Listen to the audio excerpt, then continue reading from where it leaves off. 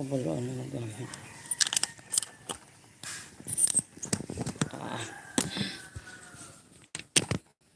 Okay, good morning.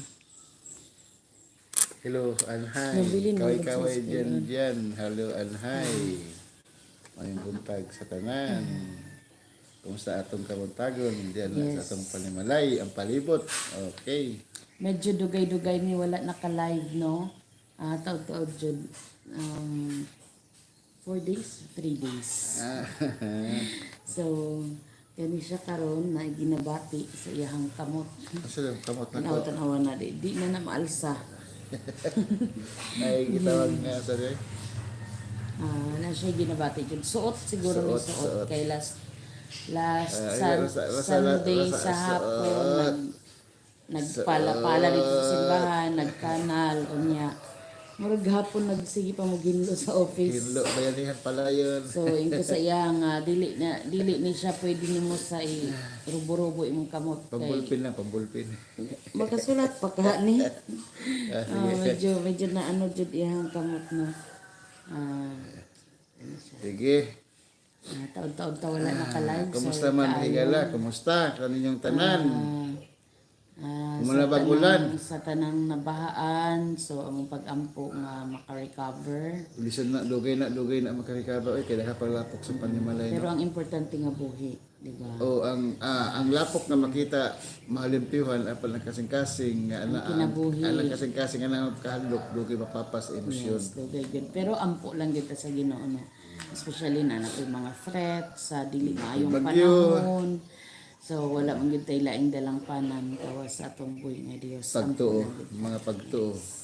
So magisgot ta karon og pagtuo diri sa Hebrews chapter 11 magisgot tag pagtuo very broad na siya kaayo nga topic no apan nga kabuntagon bisan sa hamubo nga panahon atong tagaan og gigayon ang pagbasa diri sa Hebrehanon kapitulo 11 bersikulo 1. Karon ang pagtuo mao ang pagsalig kanato sa mga butang nga atong ginapaabot ug ang panghimatuod sa pagkaanaa sa mga butang nga dili nato makita. Ang pagtuo.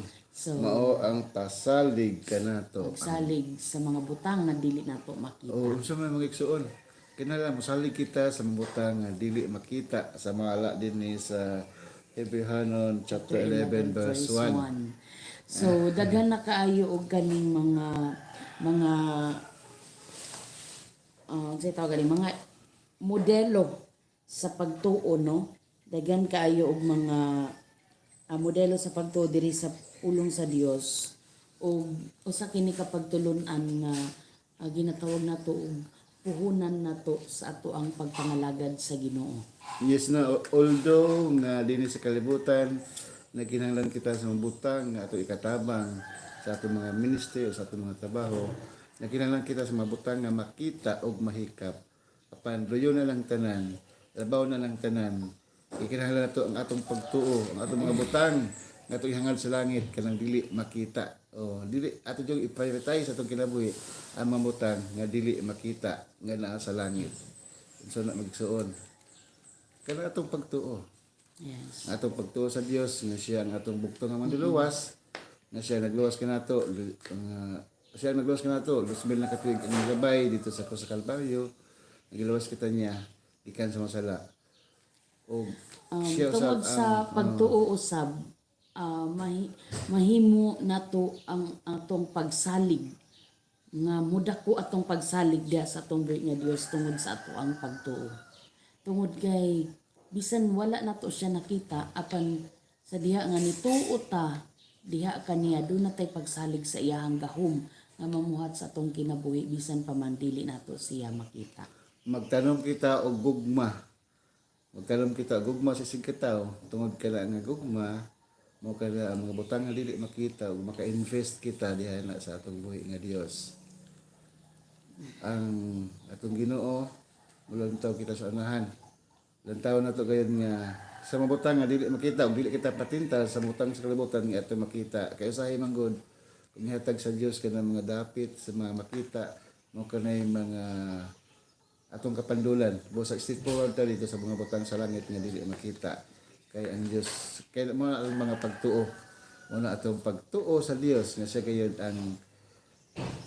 ang maluwas ka nato. Bisan pa man naa kita sa mga malisod nga panahon, ato gyud kuptan kanunay ang atong pagtuungan na sa Dios. Everyday akong pag-ampo sa Ginoo nga Lord padakua ang ako ang pagtuo diha kanimo. Apan bisan pa man sa gamay nato nga pagtuo, basta naa gyud pagtuo sa tong kasing-kasing, still adunay katubagan ang mga pag-ampo nato. Basta nagatuo gyud ta diha sa atong buhi nga Dios tungod kay siya gamhanan man nga Dios o bisan unsa kagamay ang pagtuo nga sa atong kasing-kasing basta kay natay pagtuo nga Sama sa sambingay no. nang ipa Itong ginaingon nga wala na kay pagtuo sa mga kagamay sa mustasa, sa liso sa mustasa. Mo na siya imong hinagiban nga ana ang kalawasan. Yes. Usa ka sambingay nga kapta na to bisag gamay nga pagtuo. Kaya ang gamay nga pagtuo mulambo, mutubo ug mudako. Dili atubangan sa Dios. So giingon diri ang uban nga tao dili sila motuo tungod kay wa sila nakita no, to see is to believe daw. Ayun na. Apan diya sa Dios makita man siya o dili mo kinyang ginaingon diri sa Hebrews 11 verse 1 nga ang pagtuo mao ang pagsalig ang paghimatuod sa pagkaanaa sa mga butang nga dili nato makita. So sama sa tuang pagtuungan na sa Dios wala man nato siya nakita apan do na tay pagtuungan na kaniya. So nganong mo na hinungdan nga magampo ta diha kaniya tungod kay nagatuo kita nga ang Dios anaa sa ato ang kinabuhi bisan dili nato siya makita. Mo-attend kita sa mga ministry, sa mga simbahan nga samantala nagpasilong, mag-fellowship kita sa tumang kaubanan diyan na sa buhi nga Dios. So kaya mga gitawag natong mga evangelism, mga pagsangyaw sa pulong sa Dios, magsugod ka sa imong pamilya, muna gitawag natong mga dili makita mga butang nga dako diha atubangan sa langit. Karon ang pagtuo mao ang pagsalig kanato sa mga butang nga atong ginapaabot. Sa ato ang kinabuhi masipyat man ta apan nagapaningkamot kita sa atong pagkinabuhi nga mahimo kita nga maayo diya sa tubangan sa Dios despite sa atong mga pagkakamali sa atong kinabuhi. Magbabalik gyapon ta og duol diya sa Ginoo mga ayog pasaylo magkinabuhi nga maayo tungod kay nagatuo kita sa mga saad sa Dios nga mo'y atong gibarugan karon nganong padayon kita nga mga lagad sa Ginoo despite sa mga pagsulay sa atong kinabuhi tungod kay naa ang ato ang pagtuo diha sa sige no, naman sa akong hinumduman sa verse sa Biblia nga in English lang to.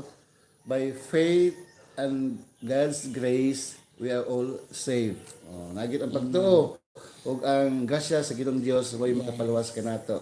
So kuptan na to ang atong pagtuo kanunay sa matag adlaw sa atong kinabuhi. Sa down na kayo ta sa atong kinabuhi palik gyud ta og parog og kuptan na to atong pagtuo diha sa atong buhi nga Dios. So kana siguro no.